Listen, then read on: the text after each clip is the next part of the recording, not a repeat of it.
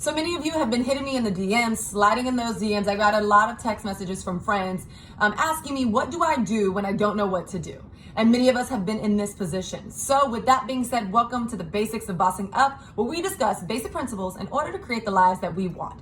Now, I broke this concept down into 3 parts. What do we do when we don't know what to do? We want to make sure that we invest, that we get involved, and that we invent. Invest, get involved, and invent. Now, point 1, how do we invest? Invest in leaning into resources to learn what you don't know. If you don't know how to be better at your relationship, read about it. Listen to a podcast. If you don't know how to be better at anti-racism, go ahead, read a book, read a podcast. Start to really identify areas that you can consume content that is not only diverse, but that gives you some information, some reconciliation to the questions of what do you do. Now, after that, part 2 comes into play. This is very important. Get involved. And now most of us say, well, I've learned about things, I've read podcasts. I don't know how to bring this up in my marriage. I don't know how to talk about this with my best friend. I don't know how to bring this up at a meeting. Here's what I want to say. There's no better way to do something than to do it. It is really important that we take all of the things that we are learning, that we are consuming, and that we open it up for dialogue. We want to get involved with each other. I always say conversation is the catalyst for change. This is an opportunity, bosses, for us to create real life change. Have conversations around the content, around that subject of what you didn't know what to do about. After you've leaned into those resources, really lean in. I don't mean just go ahead and invest like a day or a week. Really invest. Give yourself a 3-month period of absorbing and reading and having internal dialogue. And then after that 1 to 3 month period, go ahead and get involved. Have conversations with friends, with your kids, with your parents. Have them at work.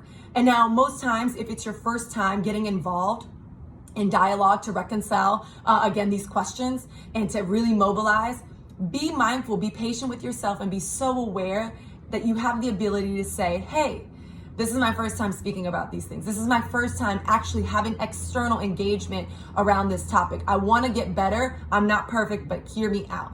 And now with that being said, as you get involved, please be aware that you have to be receptive for feedback.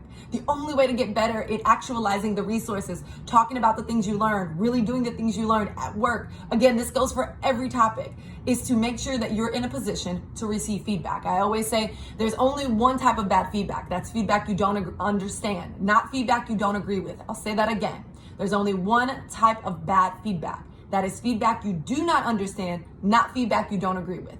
Always be in a place to receive feedback that only makes you better at getting involved with these resources that you invested in.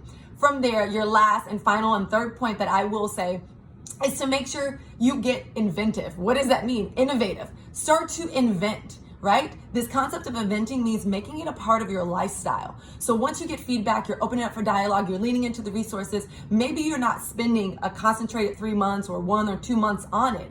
However, you're absorbing and leaning into this content throughout your lifetime, making it a lifestyle. How often do you have Tacos Tuesdays? Once a week. How often are you leaning into resources for what you don't know what to do?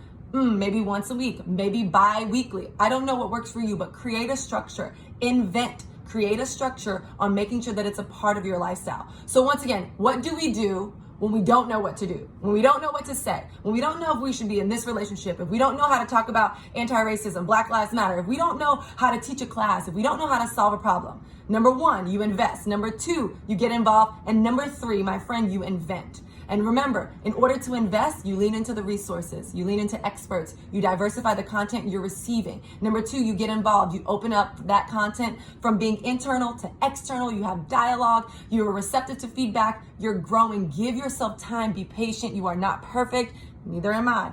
And the last thing is you get inventive, you invent. Start to invent how this becomes a part of your lifestyle. How often do you lean into these resources? How can you make this type of language, this newfound information a part of your rhetoric, a part of how you look at the world, a part of the lens you see things? Widen that aperture to even be greater. Because guess what? In the Basics of Bossing Up, I always talking about create the lives we want and deserve. And the only way to do that is through investing, is making sure that you're involved, and of course, make sure you invent something that really is sustainable. Thank you so much for diving in with me. Basics of Bossing Up. Here's what you do when you don't know what to do. Peace out, y'all.